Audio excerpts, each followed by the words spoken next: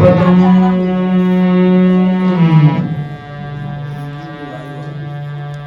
मंत्रमूलम गुरुवाक्यम मोक्षमूलम गुरु कृपा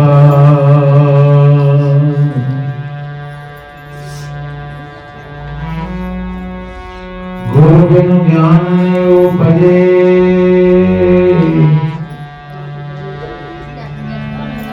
नहीं अज्ञान विनाश बंदो गुरुवर देव को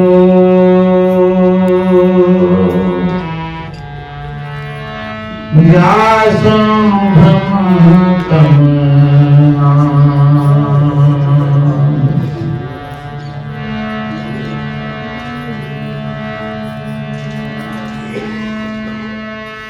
गुरु कृपा सो पाइए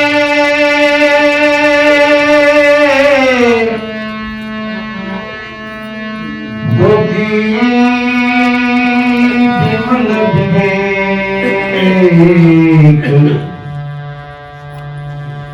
तीन ताप से मिटे श्री गुरु चरण की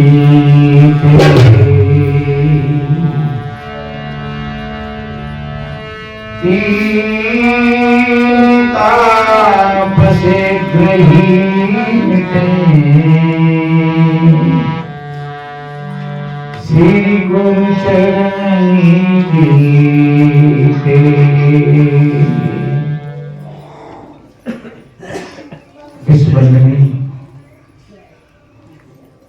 संत सम्राट सदगुरु कबीर देव मुखमंगल में श्रद्धेय संत समाज, सभी धर्मप्रेमी सज्जन, शक्ति स्वरूपा माताएं और बहन, छोटे छोटे बच्चे एवं बच्चियां, सभी को वंदन अभिनंदन करते हुए थोड़ा निवेदन करें। बड़े ही परम सौभाग्य की बात है। पहले कुछ भक्तों के दानवीरों के नाम हैं जो आश्रम के लिए सेवा देते हैं। आज का भंडारा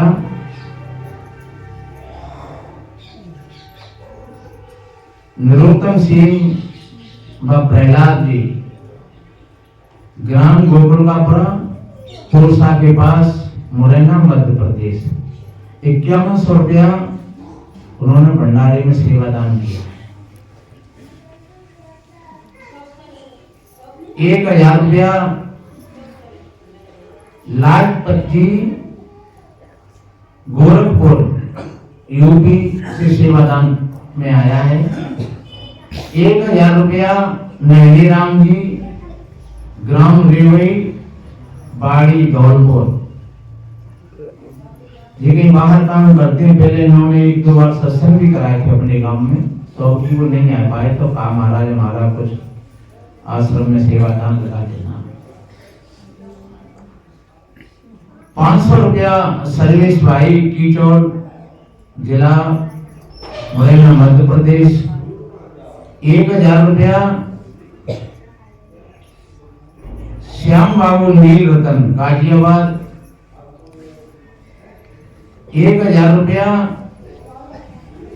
गजानंद जी, गोपीराम जी, कलोरा तहसील, बंगोरी, गुना, मध्य प्रदेश। 700 रुपया हरिशंकर जी, हरिद्वार। 1100 रुपया कैलाश चंद जी, ग्वालियर, मरार, मध्य प्रदेश। 200 रुपया राकेश चंद, हनुमान कापुरा, धौलपुर, राजस्थान।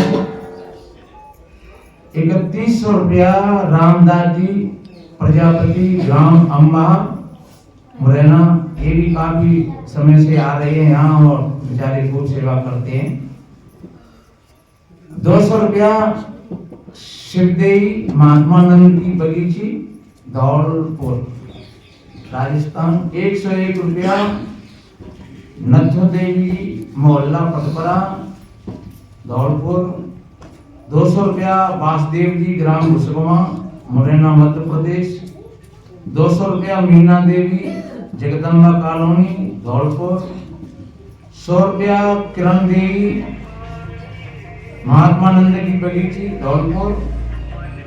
500 रुपया रविंद्र सिंह और उर्मिला देवी पाली फतेहपुर शिवगिरी जिला आगरा मध्य प्रदेश।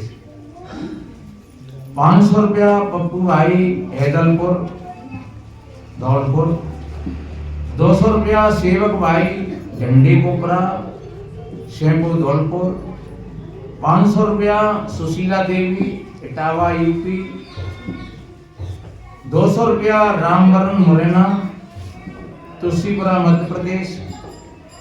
500 रुपया राम नरेश प्रजापति आनंद नगर कॉलोनी धौलपुर।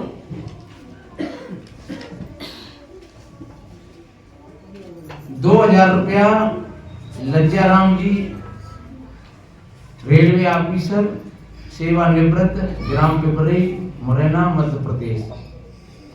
और 500 रुपया रामचरण माट साहब जो अभी आए मडरायल जिला करौली राजस्थान। और अभी जो भैया जो कमल बांट रहे थे ये 80 कमल लाए थे। आज महात्मा और साध्वी भी नहीं आई, कम लोग आए आज। और ये भी कह रहे कि जो कोई जरूरतमंद भाई बहन हो तो वो ले सकते हैं। तो हम उनसे बोल देंगे अभी सत्संग पूरा कर करके कि वो वहाँ वो बैठ जाएंगे और किसी भाई बहन को अगर जरूरत हो तो उनसे ले लेना, वो बैठ जाएंगे वहाँ को लेकर के।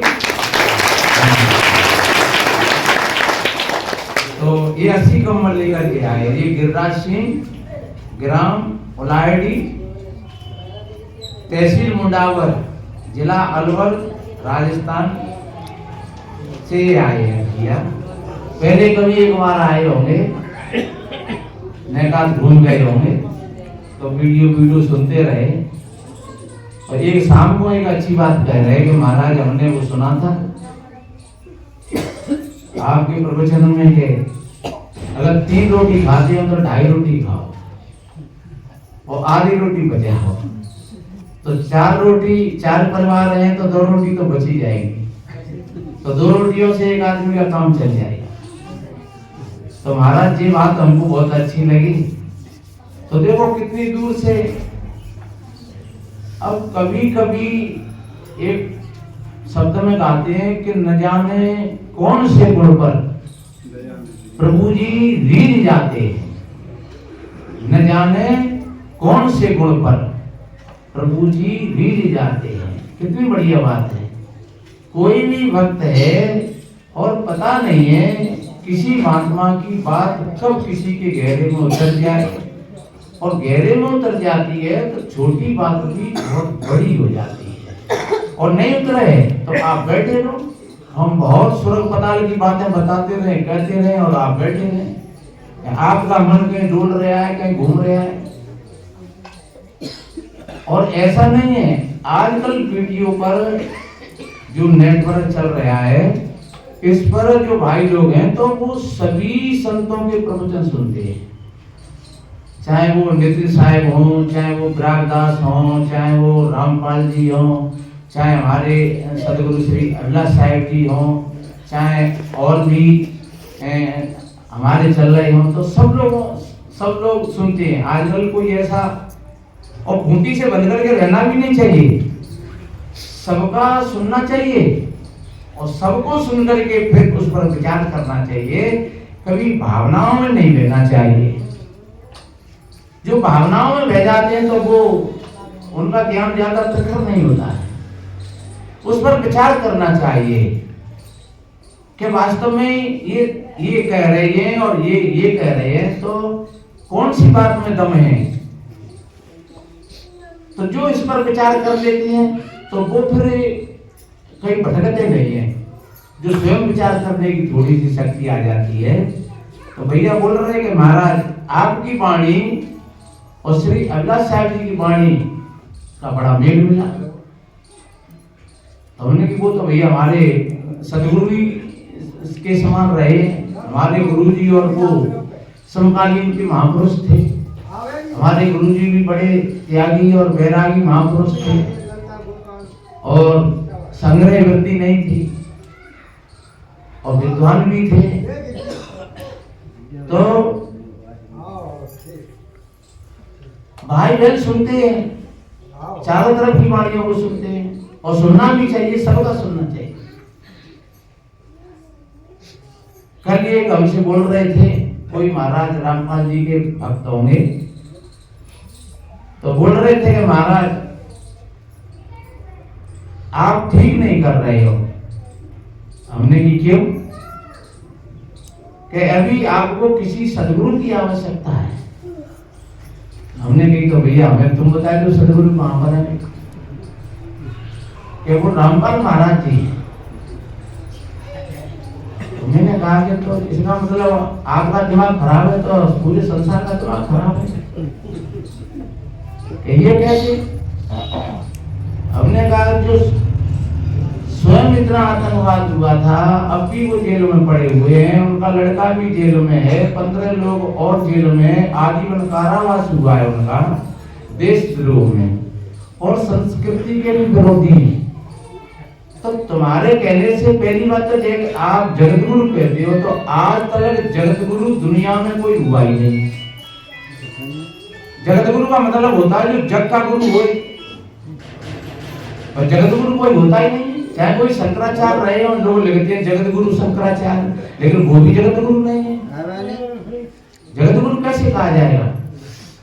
अब हम लोग हैं तो हमारी बातों को का सब लोग मानते हैं और सब लोग किसी की बात को नहीं मानते हैं, तो वो सबका गुरु नहीं होता है। गुरु तो होता है लेकिन सबका नहीं होता है। तो चाहे कोई शंकराचार्य रहे हो, चाहे कोई रामपाल महाराज रहे हो, चाहे कोई हमारे सदगुरु कबीर साहब रहे हो, चाहे कोई राम यथा कृष्ण रहे हो, लेकिन जगतगुरु आज तक कोई नहीं हुआ है। ये तो शब्द ही भ्रामक है। इसलिए आप जैसे मानते हो ऐसा नहीं है। उन्होंने कहा उनकी किताबों को पढ़ करके देखो। हमने कहा उनकी किताब में सब कचरा है, उन्हीं किताबों को क्या पढ़े?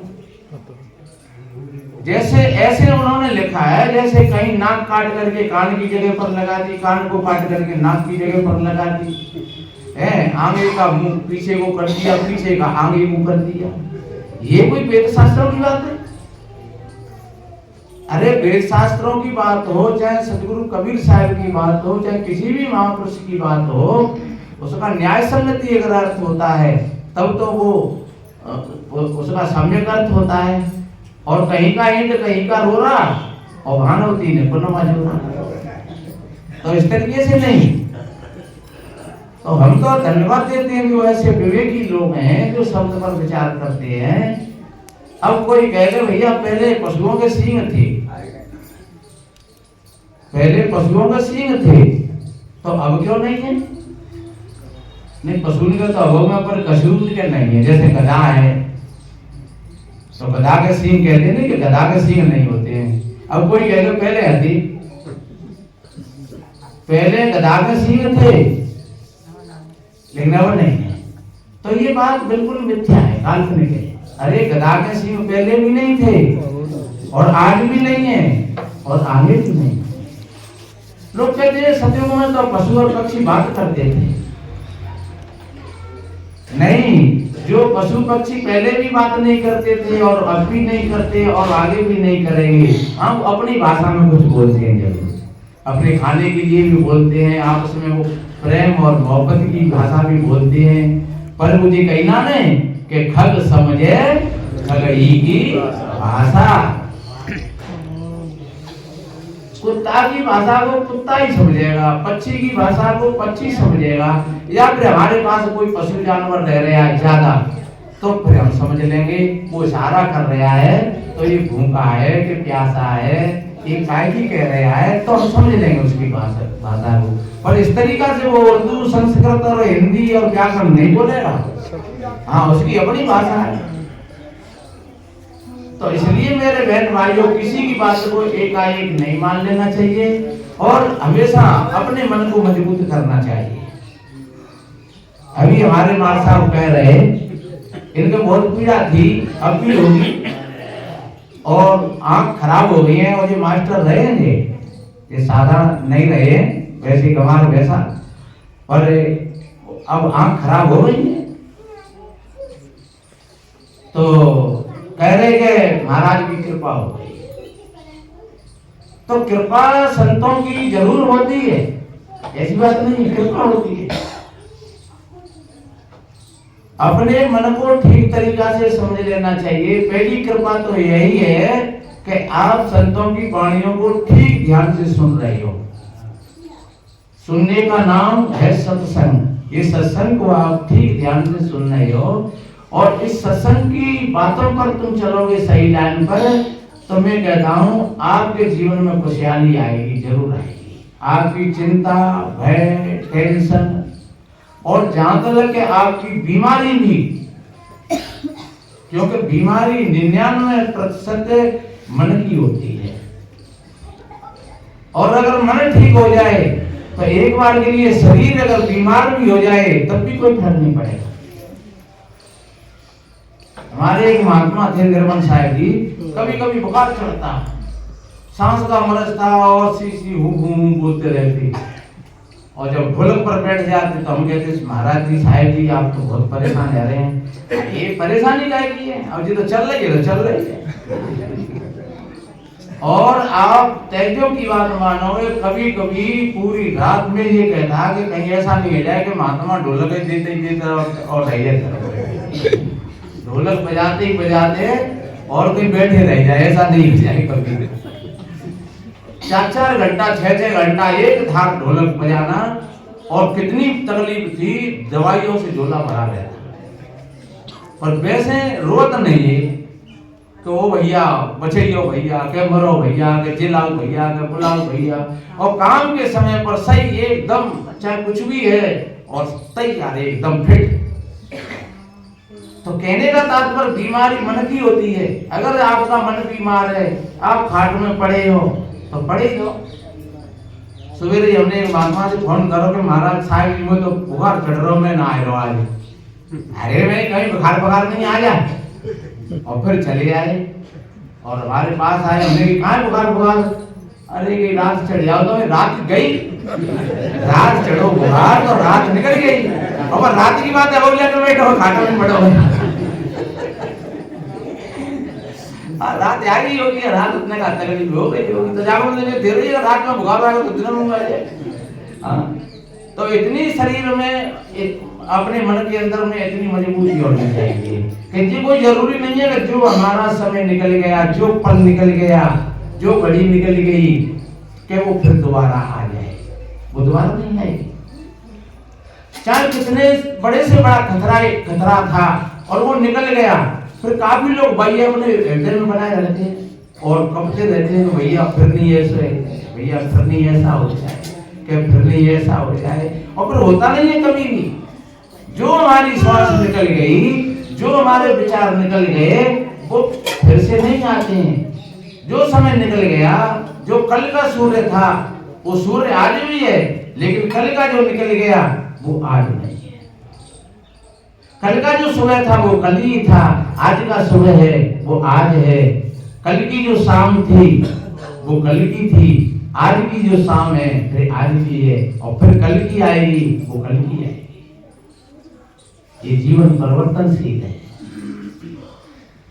क्षण क्षण में बदलता है, क्षण ही में लुप्त होता,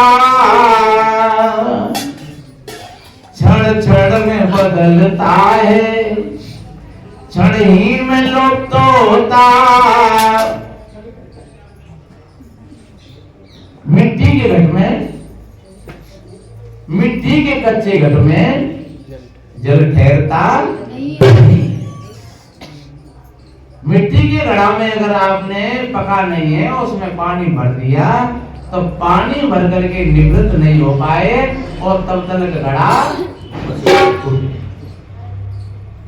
ऐसी छड़ में जो हमारी श्वासें निकलती जा रही हैं, तो हम अपने मन को इतना मजबूत बनाएं। और ध्यान रखो, लोग कहते हैं ये पानी का बगोला है शरीर,